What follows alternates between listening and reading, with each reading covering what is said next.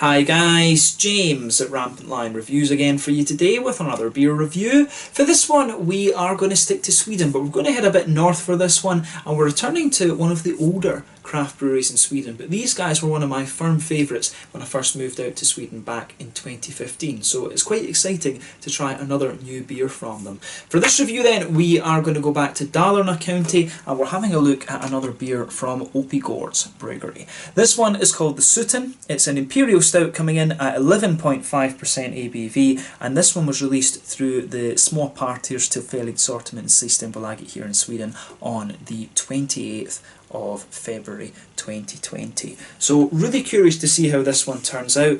These guys, like I say, they're a kind of classic brewery, to be honest. I mean, the Turbo Double IPA and the Turbo Stout are kind of Swedish classics. You know, these are really classic craft beers that you're going to find over here. Ones that I would always recommend to people to try if you want to go back to the roots of Swedish craft beer. So I'm really curious with this one to see whether it's a sort of development of the original Turbo Stout or whether it's something completely different actually. But in my experience, these guys are a very capable brewery. The last beer that I had from them was the Utah Double IPA, which that must have been back in like August or September or something like that I reviewed that beer. So definitely nice to have something new from them, and as always I hope that you guys enjoy my take on this beer. Very curious to see how it turns out, and this one will be the strongest beer that I've tried from them yet, so let's see how we get on with this one. So as always with my reviews then, I'll tell you a little bit about the brewery before we taste the beer. If you want to get straight to the tasting, just fast forward. All the usual links are in the description below. That's the brewery website, the link to my other reviews that I've done from Oppigårds Bryggeri before.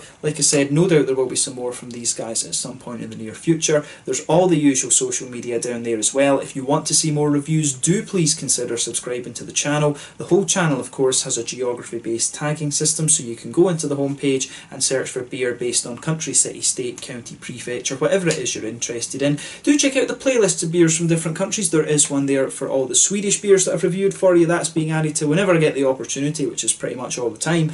And as always, please do get in touch and let me know some of the other beers and breweries that you guys would like to see me review. It's always great to hear from you guys that are watching the videos, and the support that you show the channel is hugely appreciated. So anyway, on to my brewery notes then to tell you a little bit about Oppigårds Bryggeri. So Oppigårds Bryggeri, like I said, are one of the older breweries in Sweden. They were founded back in 2003 in Hedemora, which is out to the northwest of Stockholm in Dalarna County, kind of near Borlänge, and also Falun as well, the home of Sabaton. But the brewery sits on the 250-year-old Falkenström family farm in an old small, the original brewery was in an old small kind of wooden building which was apparently constructed back in 1896, and this space was originally used for flax dressing and also for their great-grandfather's metal smithing business. But all of the beers were originally brewed in this old building, but they've added a new malt house as well as a new brewery in recent years too. The brewery itself was founded back in 2003 by Björn Falkenström, who basically wanted to revive the family farm and also to kind of revive the tradition of old Swedish farmhouse ales. And these beers were the kind of staples in Sweden until the modern generic kind of yellow fizzy lagers took over in the 1800s, and this made the farmhouse beers largely unprofitable for the farmers and they just stopped making them. But the brewery became very popular, and it's allowed the Falkenström family to kind of continue making their living on the farm as they've done since the 1700s. In the first year they produced only 8,000 litres of beer per year and sold it locally in the local towns, but this at the moment they're producing well over 1 million litres of beer per year, and they've got a new Italian brew kit in the brewery as well. They had a few kind of teething troubles with actually getting it up and running, but now they have a production capacity of 2.5 million litres of beer per year. So they're a pretty big craft brewery in the grand scheme of things. I mean, these guys and Popels, I think, are probably the two biggest craft breweries by volume that you're going to find in Sweden. I might be wrong with that, and again, do correct me in the comments section below, but Popels and Oppigårds are two of the kind of older craft beer names in Sweden, still producing some very good beers of course, but they are also one of the bigger by volume breweries that you're going to find here as well. They do have a canning line now as well, so their IPAs and things that they're releasing, the Utan was the last one. They also had the Norn Paleo just before that. You will see new kind of hazy IPAs from these guys every so often as well. But as of February 2020, when I'm filming this review for you, according to Untappd, they've produced just over 95 different types of beer. So they are, you know, still pretty prolific. They're doing a lot of recipe development and things like that, and it's definitely one of the Swedish breweries that you really want to check out. My personal favourites, probably the Turbo Double IPA, the Turbo Stout is also worth checking out. The India Tribute is very nice. At the Amarillo is a very good beer, and of course you have the New Sweden IPA, which is something a little bit more modern from them, but still a little bit of a classic actually. So those are the beers from Oppigårds that I really would recommend that you check out. But yeah, that's all you really need to know about Oppigårds Bryggeri for the moment. A nice kind of old family-run business. Well, I say old. The farm's old, but the brewery itself is only about 17 years old, but definitely one of the older names when it comes to Swedish craft beer, but still producing some very, very nice beers in my experience. And it is cool to see them release something a little bit different, like I said. So yeah, if you want to learn more about Oppigårds Bryggeri, check out the brewery website.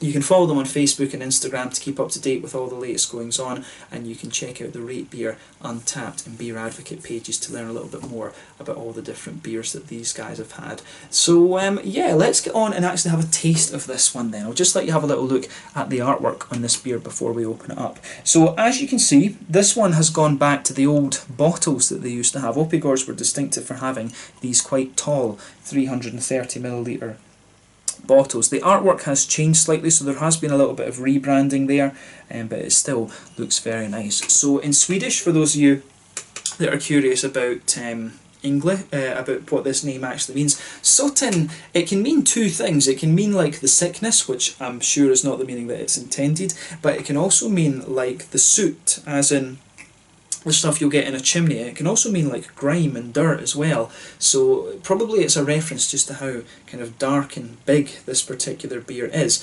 But it says on the back here, Soten Imperial Stout en kraftig svart öl som efter jäsning lagrats I bourbonfat I ungefär 3 månader innan det buteljerats. So basically, this beer is a crafty dark beer that after the yeasting, basically they're saying, after the fermentation, it sits in bourbon barrels for around 3 months before it is bottled. Oppigårds är litet oberoende bryggeri beläget I skogen utanför Hedemora I Dalarna. Vi började brygga öl 2003 och fortsätter alltjämt vår resa bland humle och malt. So basically Oppigårds is a small brewery, a small independent brewery that lies in the woods around Hedemora in Dalarna. We began brewing beer in 2003 and continue to take our journey with hops and malt. So yeah, pretty cool. So the malt base in this one apparently is Pilsner malt, roasted malt, and havre. I always mix this up. Havre, I think, is wheat, and caramel malt, or it might be oats actually. Havre. No, it will be oats rather. Havre, because Veta is it's wheat, but caramel malt is quite obvious, and then the hops in this one are Hercules, which are German hops. But there you can see on the side, there is Björn Falkenström's signature, underskrift as you would say in Swedish, and there you can see they've changed the bottle caps a little bit with this one as well. So like I say, there has been a slight rebranding of these bottles, but it should be a really nice beer nonetheless, I'm sure. And it says that this one is best before December 2022, although in fairness, when this is 11.5%, you probably could keep this until like 2032 or something like that. You know, it's not really going to go off. So yeah, let's get this guy out and we'll get on with the tasting then. The Soten Imperial Stout, allowed to sit for 6 months in the fermentation tanks, and then aged for 3-4 months in bourbon barrels. So yeah, released on the 28th of February 2019 through the small partiers tillfälligt sortiment in Systembolaget here in Sweden. I'm reviewing this one for you incidentally on the 29th of February 2020. So yeah, I think I said 2019 a minute ago. It's annoying. I always do that with time. That's what happens when you are working with physics. Time just becomes kind of irrelevant, to be honest. But yeah, as you can see, and as you would expect from this one, it's poured a lovely dark ebony rosewood kind of colour, but I mean it's pretty much as black as night. If I put the light through that, there's not even a kind of Coca-Cola chestnutty coloured edge to the beer. This is as black as you're going to find. It is... I'd say this one's got a head of just under a finger, maybe 3/4 of a finger, something around that. Medium kind of mocha coloured head, 1 or 2 big bubbles sticking towards the side of the glass, a few little ones heading up towards the bottom of the head there, but you know, overall it does look really nice and pretty much what you would expect from a big Imperial Stout at 11.5%. You're not going to get much light coming through that at all. So let's have a look at the aroma then and just see how we get on with this beer. Oh, that's interesting. So this one, it really smells very sort of phenolic. I'm noticing the first thing that strikes me about this beer is just how fruity it comes out as being. You know, there's some black currants in there, there's blackberries, a little bit of that figgy sort of thing, but there is that element of kind of phenolic, medicinal kind of thing going on as well. You know what you would expect from like a Belgian Dubbel, for example. Sometimes you can get it in the quadruple, but it's more kind of associated with the Dubbel in my experience. So a lot of fruitiness coming out of this one. Those kind of datey, pruny, cakey type notes. I didn't quite expect that. I think I've been bitten by an insect or something. But yeah, the fruity aromas in this beer, they really strike me on this. It comes across as really very, very fruity in the beginning. And you know, that's an interesting point because Hercules, if I remember correctly, Hercules is a German hop, but it's only around like 6.5% alpha acid, whereas, you know, you have, for example, the Hallertau and the Tittnangers, the classic ones, they sit around the sort of 5.5% alpha acid. You do have higher alpha acid ones like that in Germany. Northern Brewer, for example, is a very popular one with Doppelbock brewers. So I'm curious as to why they've used Hercules in this one, because it is all, when it comes to the fruitiness in beers like this, it is to a degree down to the yeast strain that you're going to use, but mainly it's down to the hops. So it's kind of curious that they would use Hercules in this, because Northern Brewer, if you're going to use a German hop, I would think it's Northern Brewer, kind of in the same way that if you're going to use an English hop, it would be Bramling's Cross that you would go for, very popular in English barley wines. So I would say that Hercules is a really interesting choice for this, but it really comes across as a little bit phenolic in terms of its fruity qualities. I could say dates, prunes, a little bit of a cakey kind of note to it in there as well. Some figgy notes, like I said, and also a lot of blackcurrants, blackberries, things like that. So yeah, just pay attention to how that aroma comes out. It's really the fruitiness that struck me right away with this one.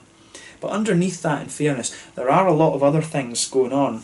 I mean, when it's a barrel-aged beer, you're going to get a lot of these kind of infused notes, so it has a very kind of oaky, woody base to it, but it's not sweet in the same way. It actually comes across as being a little bit roasted and dark. There is a good bit of black malt coming out of this beer, and it did say on the back of the bottle, of course, that it does have Rostad malt, which is essentially black malt in the beer. So there is a good bit of that roasty, toasty, black malty character.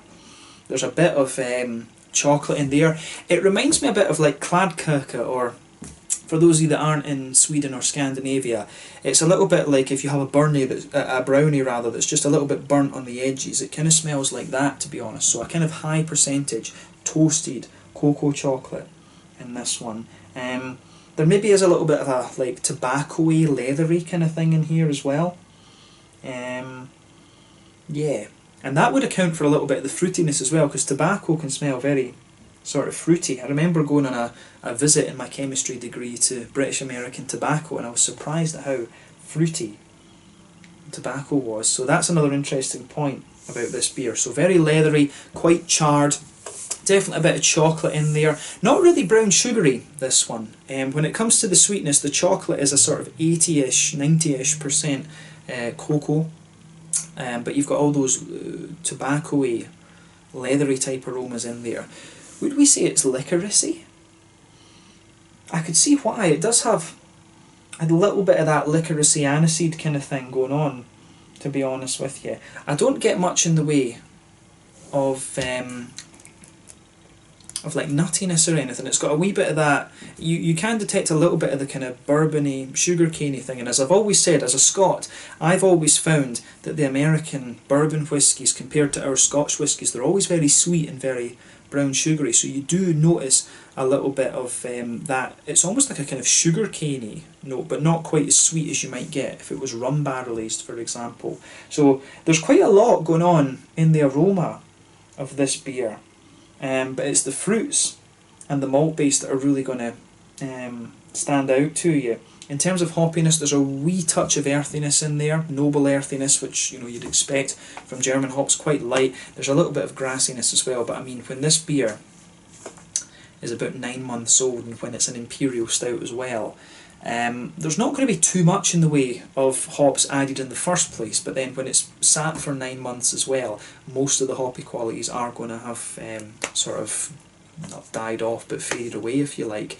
So yeah, it's a really interesting aroma that comes out of this beer, so definitely take a little bit of time to enjoy that before you get stuck into it. But I think it's time for us to have a taste of this beer now and see how we get on. So this one is the Soten Imperial Stout, coming in at 11.5% ABV, first aged for, or well, not aged, first allowed to settle for 6 months in the fermentation tanks and then given 3 to 4 months in the bourbon barrels to age before it's been bottled. Really curious to see how this one turns out. Let's have a taste. Slàinte, skål, cheers. Take a bit of time and enjoy the aroma because this is quite unusual.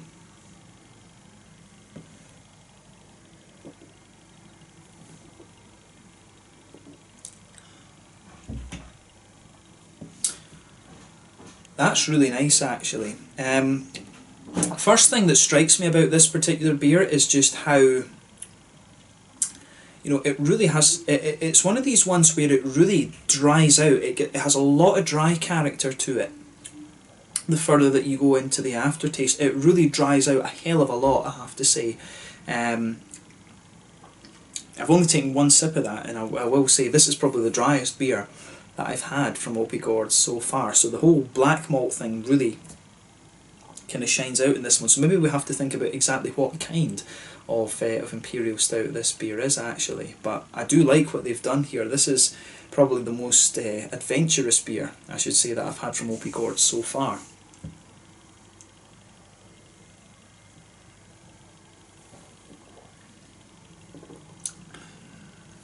But when you take it in, you're also going to notice how sweet this one is, and it doesn't feel like the thickest Imperial Stout that I've come across before either. But when it is bourbon barrel aged, you do have to remember that when you do that, you do sacrifice a little bit of the mouthfeel, or the thickness of the mouthfeel, for these more infused flavours. That's one of the things you've always got to be aware of if you're brewing things. But I will say, this is a nice beer and it gets a thumbs up from me. It is a treat beer, this, obviously, and it is a limited brew. But it is one that this is a good one to kind of share with friends and things. That's the first thing that comes to mind about this particular beer, but definitely leaning towards that roasty, toasty end of the spectrum in terms of the Imperial Stout category, or Imperial Stout style, I should say. So yeah, let's try and break this flavour down a little bit then, but I will say straight away, I do like what they're doing with this.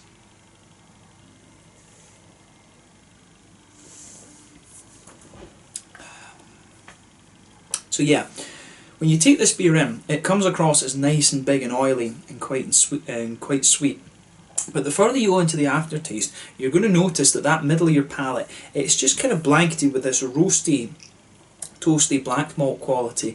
On top of that, you can notice that the woody characteristics really sort of smoothing out in this one. The woodiness just sort of takes away a little bit of the edge of that roasty black malt that's in here. It does say on the back of the bottle that there's a bit of Pilsner malt here, and you can detect a degree of that crispness towards the back of the palate there, and that's an interesting thing to do to an Imperial Stout, because normally, of course, you want them to be very, very thick. If I was home brewing one myself, I'd never think, oh, let's add a bit of Pilsner malt to the Imperial Stout. A lot of breweries are doing it with the New England IPAs and stuff, but never seen it with an Imperial Stout, I have to say. But as you move further forward on the palate, you can detect it does thicken out a little bit. There's oats in this beer, and you can feel the oats a little bit further forward on the palate there. And if you go into the centre of the tongue, that's where you'll get a wee bit of the sort of brown sugary notes out of the beer, but you can feel it's all infused with those bourbon kind of vatty type notes. It's definitely got a little bit of that sort of sugar caney thing to it, I have to say.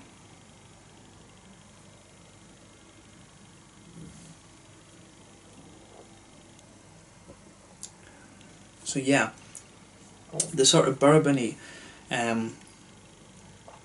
almost sugar caney type notes, those are definitely sitting in the middle of your palate. The brown sugary notes that you get out of this beer, they are very, very light in my mind, and they do come across as very infused, so it's not the thickest.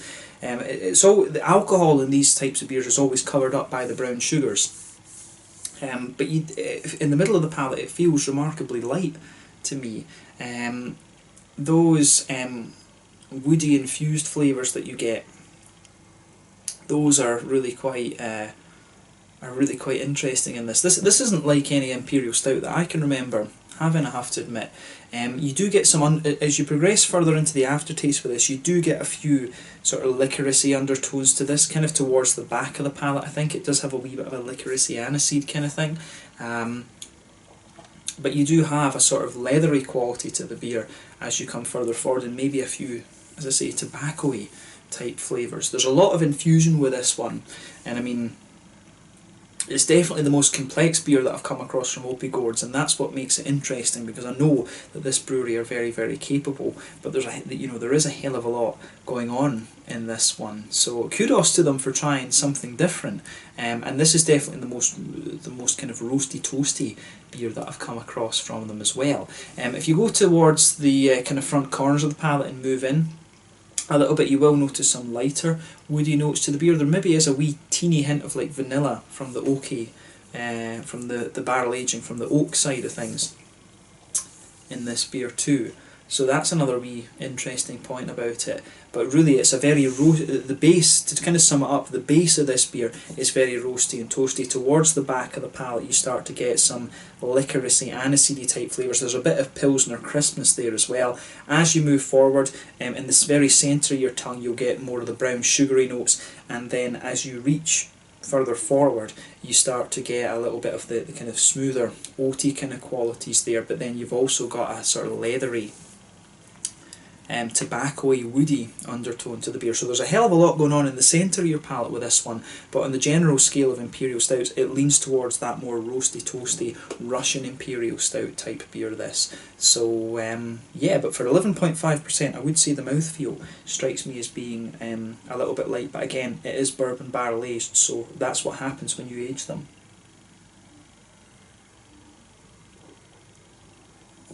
But I do like how this goes together. In terms of the hoppy side of things then, back corners of the palate there is definitely a little bit of earthiness there. You can detect a little bit of that German smoothness underneath there, but the black malts that this beer has, it's been blasted with these roasted malts.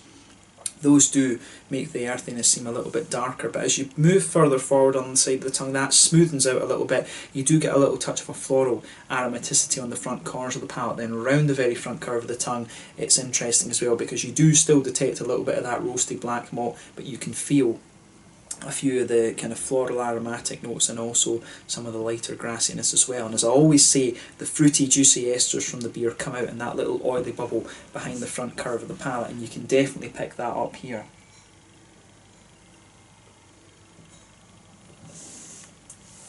So yeah, when you take this beer in, you do get a little bit of a sort of raisiny sharpness to this one when you take it in, but then it very quickly juices out, and I find that it becomes very much more kind of blackberry-ish, black curranty, and that lingers the further you go into the aftertaste. If you go to that part, behind the front oily, fruity part of your palate and the more malty side, in the middle of that you do get a little bit of a kind of cakey aroma, sort of flavour type to the beer. The phenolic notes that I was picking out of the aroma, those don't come out so much in the flavour. I think the fruits are a little bit more kind of straight up or oily than that as well. So that's another interesting point to make about this beer. There is a bit of a kind of plummy note towards the back of that oily bubble, but as I say, when you come further forward, it's definitely more kind of figgy and blackcurranty and blackberry-like. It really sort of juicens up and sweetens up the further you go into the aftertaste as well, but you can really feel some of those dry, roasty, toasty, brownie type flavours coming out of this beer the further you go into the aftertaste too. So there's a hell of a lot going on in this one. I think if I was to blind taste this, I would probably guess that there is Bramling's Cross in this one. I would not for a million years guess that it's Hercules.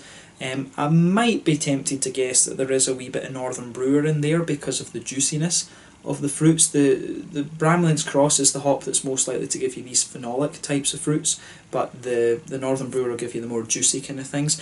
Williamette or Cascade would have been the other one I might have guessed was in here. So that's an interesting point to make about this beer as well. For Hercules to give you these kind of fruity qualities is really very, very interesting, but maybe that's the yeast at work as well. As I say, yeast can have a very interesting influence on the different beers that you're doing. But I will say that this is a lovely tasting beer, this one. Quite different from the Turbo Stout, because I was saying we'd talk about how this one compared to the Turbo Stout. It really is very, very different from that, but definitely leaning towards the more roasty, toasty end of the spectrum, whereas I think the Turbo Stout was quite balanced between having the sweetness and the roastiness for me. This is quite a dry Imperial Stout, but I do like it and I wouldn't hesitate to drink it again, so nice to try something a little bit different from Oppigårds Bryggeri. In terms of the mouthfeel then, that's the last thing we need to look at. I'd say this one, it is a full-bodied beer, but it's at the bottom end of full-bodied. If this one wasn't bourbon barrel-aged, it would be a little bit heavier in its mouthfeel, I think. I'd say the carbonation in this one, it does have a degree of crispness, probably promoted a little bit by the Pilsner malt, and the mouthfeel overall is quite dry for me. It does have a little bit of an oily character and a bit of wetness, but overall this is quite a dry Imperial Stout in my mind. In terms of the hoppy bitterness, the IBU count, this one's got to be about 70 IBUs. It's got to be up there, maybe even a little bit more, like 80 or something, because you've got a bit of bitterness from the malt base and the other things in here, as well as the hoppy side of things. This is quite a high bitter stout, this one. Very, very dry in my mind. The malt base does have a little bit of sweetness, some smoothness in there as well, but like I say, it really leans towards that darker, roasty, dry end of the spectrum. The fruitiness, it's a little bit wet, but I'd say it leans more towards the oily and juicy end of things. But overall, this is quite a dry Imperial Stout, as I said. It's one of the drier barrel-aged ones that I've had, actually, when I come to think of it. But a really nice one to review, and I'm glad that I was able to review this one for you here on the channel. Nice to see that Oppigårds are still having a go at some very random beers, so thumbs up to them for that. I like this one. Is it as good as the Turbo Stout? That's going to be the question. I'm not quite sure. The Turbo Stout is one of these nostalgic beers for me, so it's very hard to beat that, but I will say that I did enjoy reviewing this one, so thumbs up to them for having a go at this one. But as I say, Turbo Stout is a little bit of a beer that has a special place in my heart, should we say. So yeah, I hope they release a few more things like this. They do have a Turbo Barley Wine, from what I understand. I'd love to try that. It'd be cool if they released that in bottles. It'd be nice to see these guys have a go at a Scotch ale or a Doppelbock or something like that, because I know they do Dunkels and things. They have done a few German beer styles, but they don't really release those in the bottles, actually. That would be an interesting thing for them to release, so hopefully they consider that at some point in the future. But as I say, Oppigårds are one of the classic Swedish craft beer names, and they're definitely worth checking out if you get the chance. The New Sweden IPA, the Turbo Double IPA, and also the Turbo Stout, as well as the India Tribute. Those are probably my favourite beers I've had from them so far, but this was a really nice one to try, and I hope that you guys have enjoyed my take on it, so let's leave it at that. So yeah, once again, thank you for watching my beer reviews. Until the next time, please like, subscribe, share, all the usual YouTube stuff. Let me know your own thoughts on this beer in the comment section below. Let me know what your favourite beers are from Oppigårds Bryggeri as well. It's been really nice to review this one for you, and check it out while you still have the chance. This one was the Soten Imperial Stout, aged for 6 months or allowed to ferment for 6 months in the tank before being aged for 3 to 4 months in the bourbon barrels, and it turned out really quite nicely. One of the more adventurous beers that I've come across from Oppigårds, but definitely leaning towards that roasty toasty end of the Imperial Stout spectrum. So give it a go and see what you think. Thanks again for watching. Check out my social media, and I'll catch you guys very soon. Make sure you check out Oppigårds Bryggeri in Hedemora, Dalarna, here in Sweden. Slange, skål.